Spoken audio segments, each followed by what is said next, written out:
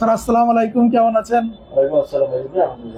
Sir আমাদের এক খামারি, নাম বলবো না, হ্যাঁ, সে আমাদের নিয়মিত কিন্তু দর্শক এবং নিয়মিতভাবে সে আমাদের এখানে কমেন্ট করে। তিনি লিখেছেন গরুর 2 দাঁত, 4 দাঁত, 6 দাঁত, 8 দাঁত, এই সময় গরুর বয়স কত বছর থাকে? 2 দাঁতে কত বছর থাকে? জেনে রাখেন, এগুলো জানা উচিত।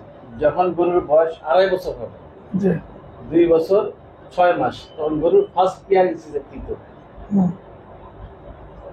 First pair ইনসিজের। আর তারপরে প্রতি বছরে তার 2টা করে দাঁত, নতুন করে দাঁত হবে। 3.5 বছরে 4 দাঁত, 6 বছরে 4.5 বছরে 6 দাঁত, 5.5 বছরে 8 দাঁত। আচ্ছা, তারপরে কিভাবে করবেন?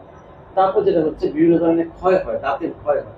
যেমন আমার যে বয়স, অনেক ছোটবেলায় যে দাঁত ছিল, এখন তো সে দাঁত নেই, অনেকটা ক্ষয় হয়ে গেছে।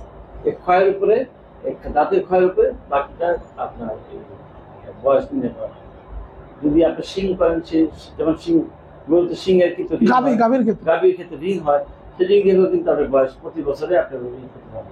দাঁতের ক্ষেত্রে তাই, কিন্তু ফার্স্ট পেয়ার ইনসিডেন্ট দিতে হবে 2.5 বছর, তারপর 3.5 প্রতি পেয়ার, 3.5 4 পেয়ার, 2 পেয়ার, 3.5 4 প্রতি বছর 1 পেয়ার দাঁত।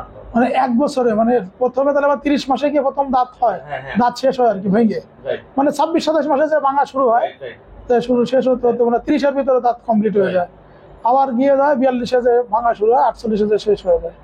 তবে আমার চমৎকার সুন্দর এটা হলো স্যার, এই বিষয়গুলো নিয়ে অনেক 1-2 মাস এদিকে হয়, সেটা ডিফারেন্ট, মানুষের ক্ষেত্রেও তাই।